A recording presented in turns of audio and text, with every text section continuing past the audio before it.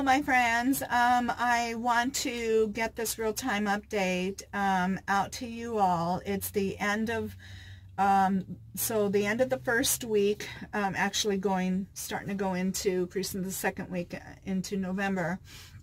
So I did get my van back. Wahoo! So I'm so happy to get it back. But I went through a couple of ordeals. Oh my gosh. So one of them is the front end. So what they found out is that when they redid my front end a year ago and they torqued everything down, they didn't really torque it down to what they said were spec tolerances of pounds of pressure. And I might be saying this wrong, but I believe it. They said 200 pounds of torque pressure. So I think I have that terminology right, but I know the 200 is right, but I think that's what they called it, torque pressure. So they believed that that front end was only torqued down to about 60. So they felt that somebody didn't torque it down like they were supposed to. They did say there's no way going off-road like I did and going on BLM land and forest lands would have gotten that front end that loose like it was. There's just no way. It was not torqued down to begin with. So they have torqued it down to 200 pounds of pressure, and they said that that should not budge. Doing what I've been doing and going through those places that I've been taking the van shouldn't have anything to do with this. And I can share pictures of where a bolt wasn't bolted down, you can see. Now, as far as looking at the pictures of the ball joints, unless you actually know what to look for, they said there shouldn't be any gapping in between where the connectors come. So they're looking at the spacing. I think a lot of us girls wouldn't make sense of it, but some of the guys would. But anyway, so I'll still put those pictures out there, but definitely that one with the bolt sticking up, anybody can see that that was not torqued down. So they said I should not have any more problems with that, and that was that blam, blam, blam, blam, that I heard, is because everything at that point was like rattling and just had come loose more and more with time because of it not being torqued to that pounds of pressure. Okay. The other thing is picking up my van. Oh my gosh, I feel like I've got this target on my back or something, like finding good mechanics. What is this? So I go to pick up my van and pay for it and everything. I drive off, and out in Oregon, the attendants come out and they pump your gas for you. Okay. So the guy goes to put gas in my rig, and he stops and he goes, "You have gasoline pouring out from underneath your van." And I said, "What?" And I jump out, and I can see it was just, I mean, pouring out, not a drip, drip, drip, gushing out. I thought, oh my gosh. Scary. So anyways, I call them back up. I tell them what's going on, and I said, bring it back. I get it back to them, and apparently they said they forgot to clamp a line down, but it almost seemed like they didn't even actually connect a line as the way it looked. But I mean, from my opinion. And then I questioned, because he said that he put 5 gallons of gas in for me, and my gauge was saying I needed gas. And so then I questioned. I said, well, how in the world were they able to put 5 gallons of gas in and not see that happen from underneath? Because it was more than a drip. He tried to say that it was,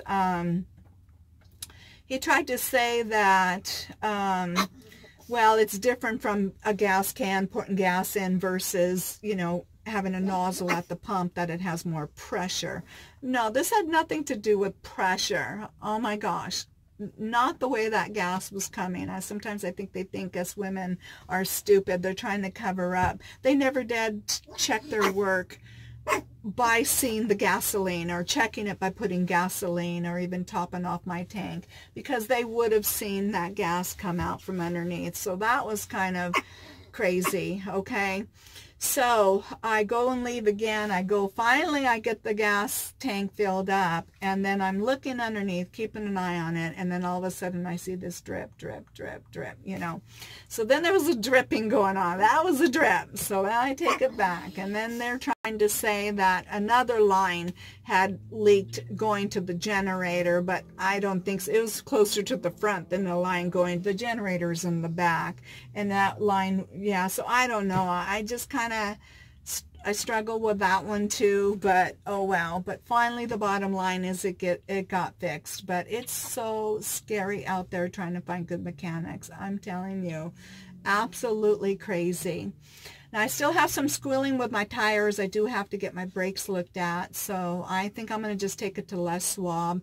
They had my van for well over a week and a half, and then I think then they were like rushing, like as if I was putting the fire underneath them now to get it done, and which that shouldn't have happened like that. So I think I'm just going to go to Les Schwab until I find a good mechanic, and I trust them. I think they have, you know, warranty because they're a bigger company.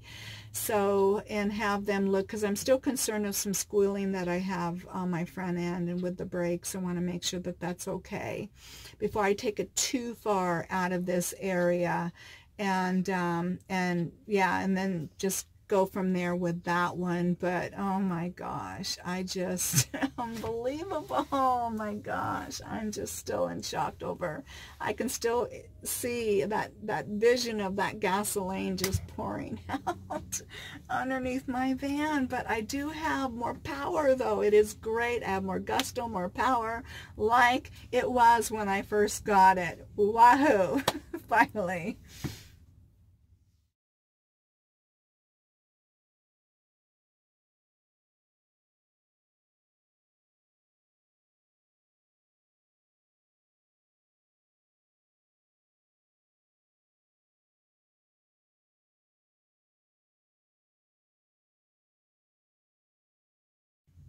Oh, the other thing to bring up is my computer. My computer just broke down on me. It just like, just stopped working.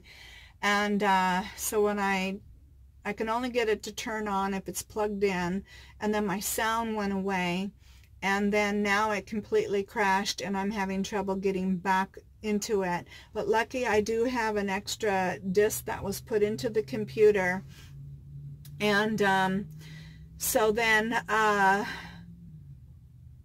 can retrieve some pictures that I have on that disk. I just have to, it's a internal kind of drive that can be taken out and then put into a reader. So I need to just get that reader, and I could retrieve my pictures if I had to, and videos that way. But anything stored on the computer, I'm not sure at this point if I will get those retrieved, but very little is there. Mostly everything has gone to my that extra E drive. I call it that one that I can take out, and I did back it up not too long ago on my external drive. So that's the good news there, but not everything. Something I still have on my phone, but without a computer it would be really hard for me to retrieve those and to create some of the videos from the recent past, some of them from my trip, I believe, coming out or after the Organ Jamboree with Kent. So we'll see. I mean, I'll do the best I can by putting some videos together. Other than that, yeah, until I get a new computer, I'm not sure how things are going to be looking for those past videos, okay? Yeah, and then making those special thumbnails, I won't be able to do that till I get a computer. So I'm looking at options about that right now. So back to the good old phone. I can still edit, and I've mostly been doing my editing through my phone anyways. It's only the using a Picasa and pulling my pictures in there that I could make those special thumbnails. That I won't be able to do that until I get a computer. So I'll be back to those little kind of weird, you know, kind of face, weird thumbnails. So we'll be getting a laugh out of that all over again. Okay, so that's that. And then now the next thing about my roommate situation. All right, now the next thing I want to talk about is my roommate situation. It is not working out. Oh my gosh. This lady keeps, some people see life through their eyes, and they want and expect everybody else to live other people's lives the way they live their life. And that's what I'm dealing with a lot. I'll get into more detail eventually. But she also says unkind remarks to me, attacks my personality. Just to summarize, but I want to be careful what I say right now. And then what I just mentioned. And I don't do that. I mean, people are in charge of their own lives. I'm nobody's mother, you know.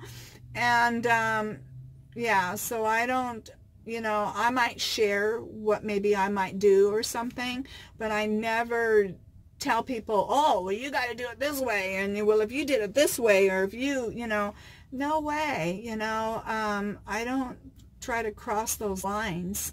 And but this is really unhealthy. All I'm going to say is the way she comes about it is very headstrong, very unhealthy. Yeah, it's becoming like that kind of a situation for me. So yeah, saying I say things that I don't say, and yeah, and just, it's in her reality, she really believes that I said something that she said I, you know, didn't say or said, right? One or the other. And she really believes it, and that's what's scary. And I'm going, I didn't say that, and I have no idea where she's getting that from sometimes. So that's where it's not really becoming, I feel, safe for me, because it's really scary. So I don't know what I'm going to do right now. Just keep me in your prayers. I'm trying to get my van taken care of as soon as possible, get these things that I need to get done as soon as possible, and then try to look for another roommate situation. Or I've even been tempted to get the heck out of here and get to Arizona and then come back in the spring. I think I have enough meds after this round to get me by for a couple of months and come back in the spring. There's a possibility I might do that if things get worse and I don't find another alternative. I don't know.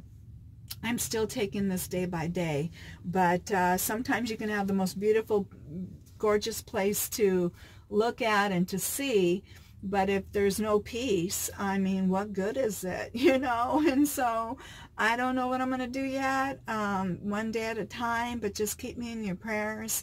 And today was a better day with her, so that's good news.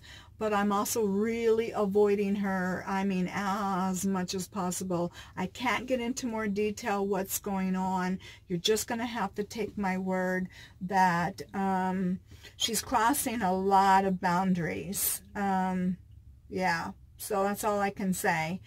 And you might be saying, well, is she a Christian? No, she's not. But it's hard to find just a Christian roommate situation in the time frame that I had. And yeah, so I don't know. Yeah, it is what it is. So I don't know. I might be gone a lot. I'm tempted to stay in a Walmart parking lot tonight. Take care of what I need to take care of. Maybe stay at a campground. I'm really tempted to stay in this area, but just be gone for a couple of days. I just really need to reboot sometimes emotionally by being there. So I don't know, one day at a time, but I do need prayers and strength, and yeah, trying to keep me, yeah, just strong right now. All right, so I'll get into other things later, but this is all I kind of want to share. I think this is a lot on people's plates right now out there that do care about me. And other than, I will say, oh, and the stress echo test, maybe I'll get into more of the detail of what I went through during the test, but other than that, the stress echo test did go great. So that's good news with that. But I have to look at maybe some other areas, maybe my allergies, maybe my lungs. But that's not as critical. I mean, if I had to get out of here and get to Arizona, the main thing is I wanted to know my heart was okay. So it is. The rest of it, I can work out through time and allergy pills, and I think if that's more what I think is going on, then I can work around all that, no problem. So yeah, so one fire at a time right now. All right, so I'm trying to hold it together. I thank you all for your love and your support, your prayers, and your strength that I get from your comments. And I really appreciate you all for following my journey and being there out there for me. I really do.